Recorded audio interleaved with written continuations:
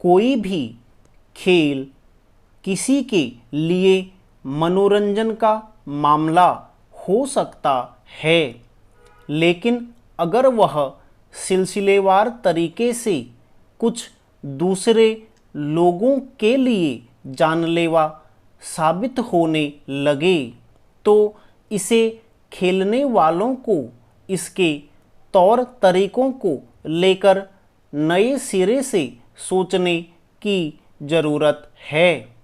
वहीं सरकार को मनोरंजन के ऐसे जरिए को सीमित, नियंत्रित या विशेष स्थितियों में प्रतिबंधित भी करने के बारे में विचार करना चाहिए। हमारे यहाँ कुछ खास मौक़ों पर पतंग उड़ाने के खेल को एक सांस्कृतिक उत्सव के तौर पर देखा जाता है।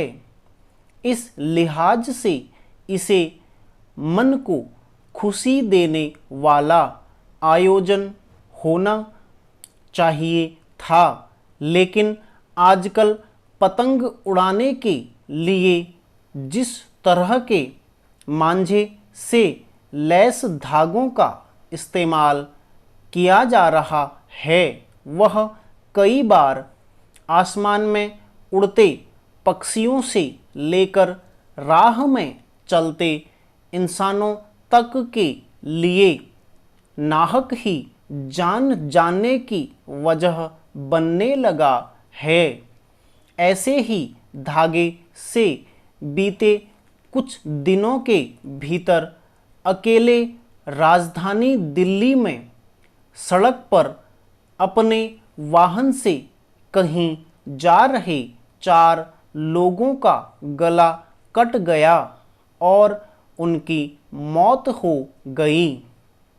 सवाल है कि मनोरंजन के ऐसे साधनों को किस हद तक छूट मिलनी चाहिए जो लोगों की जान जाने की वजह बन रहे हों। इस साल मांझे की चपेट में आकर होने वाली मौतों की घटनाएं कोई नई नहीं हैं। इन हादसों के बाद सरकार सख्ती के नाम पर चीनी मांझे के खिलाफ सख्ती बरतने और इस पाबंदी लगाने की बात करती है, मगर फिर कुछ दिनों बाद मामला शांत पड़ जाता है। भारत में रक्षाबंधन और स्वतंत्रता दिवस के मौके पर जब से सामान्य धागों के बजाय चीनी मांझे के जरिए पतंग उड़ाना शुरू किया गया है, तब से यह अक्सर कुछ लोगों के लिए जानलेवा साबित होने लगा है। दरअसल पतंग उड़ाने के लिए इस्तेमाल में लाए जा रहे धागों पर जिस तरह का मांझा चढ़ा होता है वह किसी तेज धार वाले हथियार से कम असर का नहीं होता है, खास तौर पर जब मोटरसाइकिल पर सवार कोई व्यक्ति अपनी राह जा रहा होता है तो सावधानी के बावजूद उसकी नज़र उड़ रही या कटी पतंग के गुजरते धागे पर नहीं भी जा सकती है, जबकि अगर वह धागा उसके गले से लगकर तेजी से गुजर जाए या लिपट जाए तो उसकी रगड़ गला और उसके संवेदनशील नसों को तुरंत काट देती है। विडंबना यह है कि कुछ लोग अपनी पतंग को काटने से बचने के लिए तीखे मांझे वाले धागे का इस्तेमाल तो करते हैं, मगर यह नहीं समझ पाते कि यह धागा किसी राह चलते व्यक्ति की जान भी ले सकता है। यह मांझा नायलॉन और मेटेलिक पाउडर से मिलाकर बनाया जाता है।